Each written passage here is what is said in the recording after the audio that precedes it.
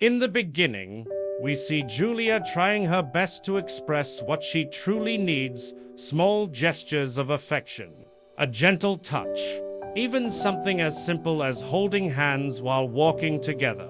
These are not demands, but quiet hopes she carries in her heart, reminders that love should feel warm and reassuring.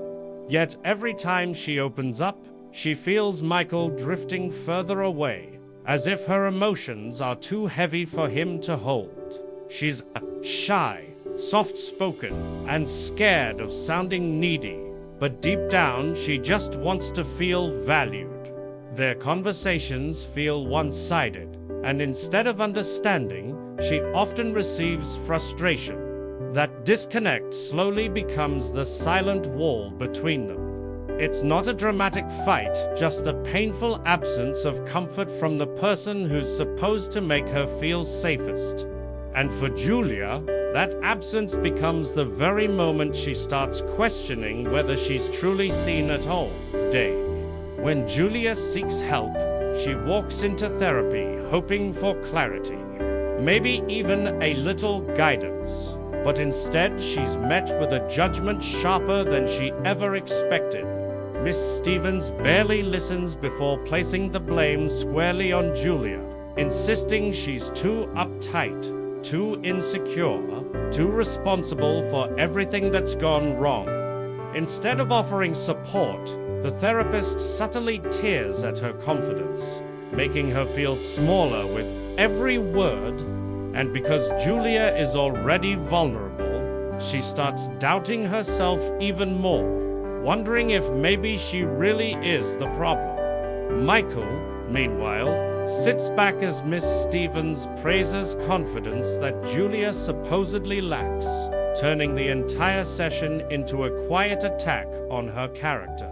What should have been a safe space becomes a place where her voice is pushed aside and her concerns dismissed, leaving her with the unsettling feeling that she's standing alone in a room meant for healing. Julia's turning point doesn't arrive with a dramatic moment. It comes quietly, almost unexpectedly, as she sits alone with the therapist's book in her hands.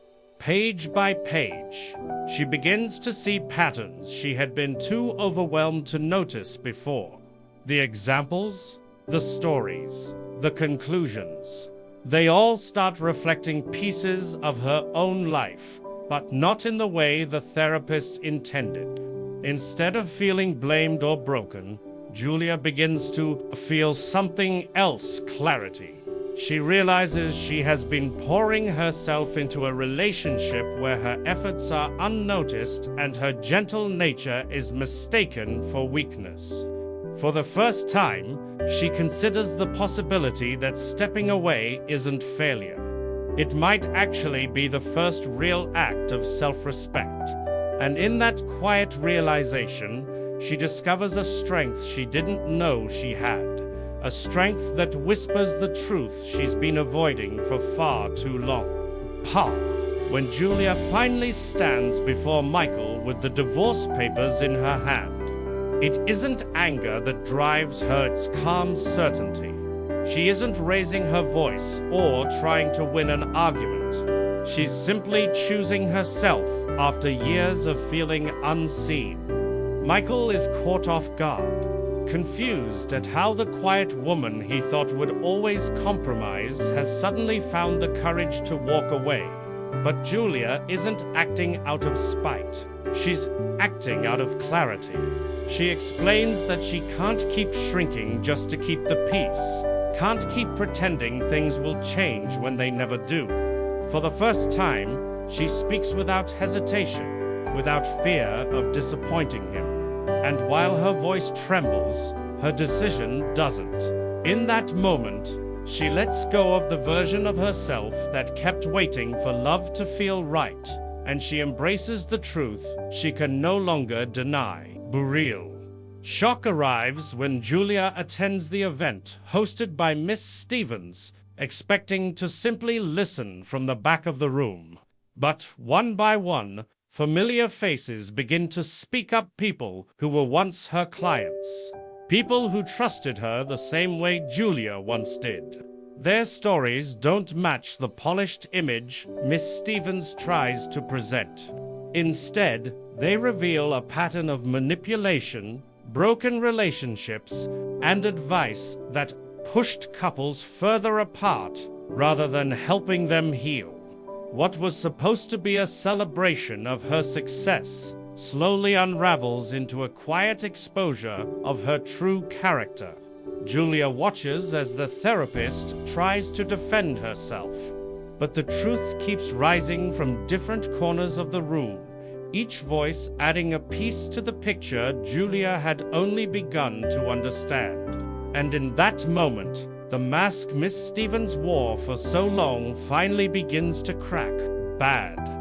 As the room buzzes with confusion, Julia steps forward, not out of anger, but out of a calm certainty that the truth needs to be spoken. She no longer trembles in the presence of Miss Stevens, no longer shrinks beneath words that once made her doubt herself. Instead, she stands with a quiet strength that comes from finally valuing her own worth. She explains how the therapist's guidance didn't heal her marriage. It opened her eyes to how deeply she had been neglecting herself.